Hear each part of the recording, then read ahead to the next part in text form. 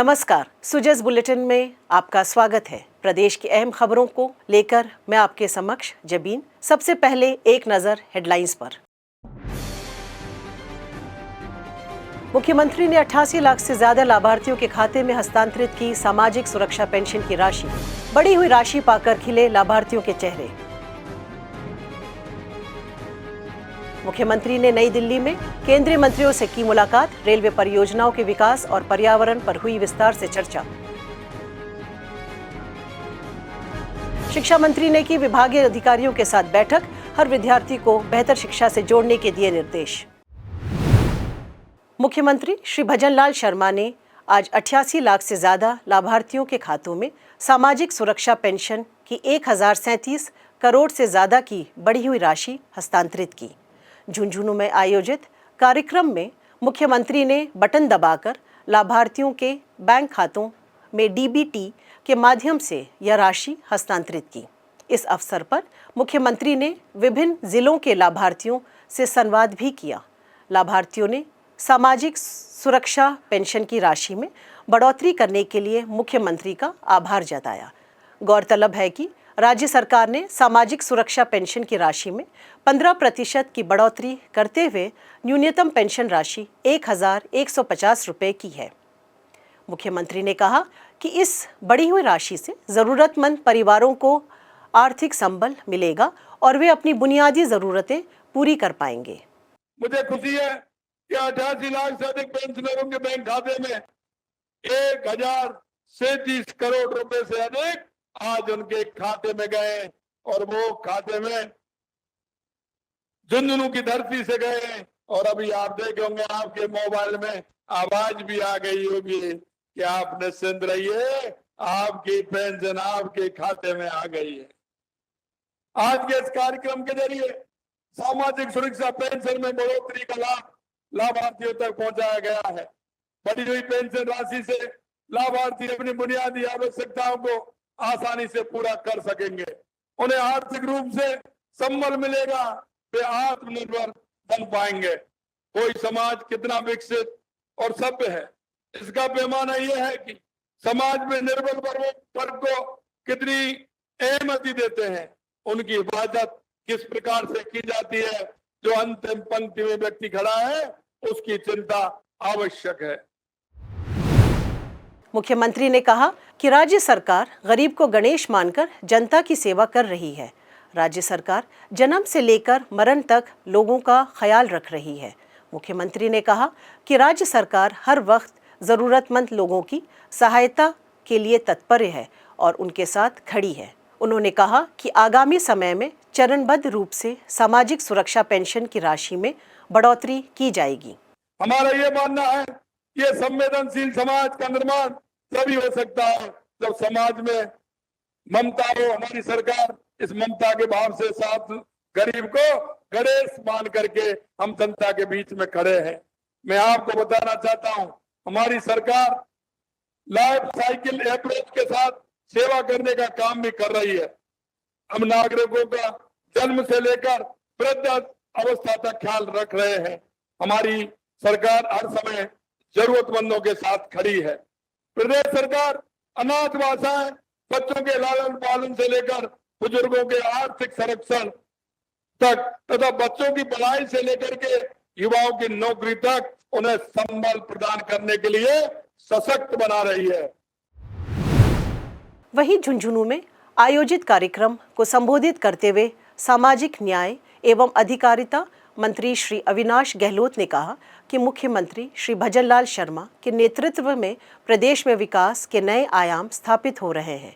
उन्होंने कहा कि राज्य सरकार समाज के जरूरतमंद और वंचित वर्ग के तबके की सामाजिक सुरक्षा सुनिश्चित करने के लिए प्रतिबद्धता के साथ कार्य कर रही है। उन्होंने कहा कि राज्य में लगभग 90 लाख लोगों को सामाजिक सुरक्षा पेंशन दी जा रही है और ज़्यादा से ज़्यादा लोगों को राहत देने के लिए नियमों का सरलीकरण किया गया है। वर्तमान परिस्थितियों में पूरी दुनिया में सामाजिक सुरक्षा का दायरा बढ़ाए जाने की आवश्यकता महसूस की जा रही है। राज्य सरकार समाज के वंचित, असहाय, निराश्रित से अन्य सभी जरूरतमंद वर्गों की सामाजिक सुरक्षा सुनिश्चित करने की दिशा में पूरी गंभीरता और संवेदनशीलता के साथ प्रयास कर रही है। राज्य सरकार द्वारा वर्तमान में लगभग 90 लाख पेंशनर्स को सामाजिक सुरक्षा पेंशन देने का काम कर रही है। राज्य सरकार ने हर पात्र व्यक्ति को सामाजिक सुरक्षाओं का लाभ पहुंचाने के उद्देश्य से नियम और प्रक्रियाओं का और अधिक सरलीकरण करने का काम किया है। हमारी भजनलाल शर्मा जी की सरकार ने सबका साथ, सबका विकास, सबका प्रयास, सबका विश्वास की भावना को ध्यान में रखते हुए समाज के अंतिम पायदान पर खड़े व्यक्ति व उनके परिवार को राज्य सरकार की सुविधाओं से लाभान्वित करने का निर्णय लिया है और आगे भी सरकार लोक कल्याण के कार्य को जारी रखने का काम करेगी। मुख्यमंत्री श्री भजनलाल शर्मा ने बुधवार को नई दिल्ली में केंद्रीय रेल मंत्री श्री अश्विनी वैष्णव और केंद्रीय पर्यावरण, वन्य एवं जलवायु परिवर्तन मंत्री श्री भूपेंद्र यादव से मुलाकात की। उनकी केंद्रीय रेल मंत्री के साथ प्रदेश में रेलवे के विभिन्न परियोजनाओं, संपर्क सुविधाओं और रेल कनेक्टिविटी को बेहतर बनाने पर विस्तार से चर्चा हुई। मुख्यमंत्री ने इस दौरान प्रदेश में रेलवे स्टेशनों के विस्तार, आरओबी, आरयूबी निर्माण, रेल लाइनों के दोहरीकरण और रेलवे के आधारभूत ढांचों के विकास कार्यों की सौगात पर आभार व्यक्त किया। साथ ही इन परियोजनाओं के विकास कार्यों में तेजी लाने का आग्रह भी किया।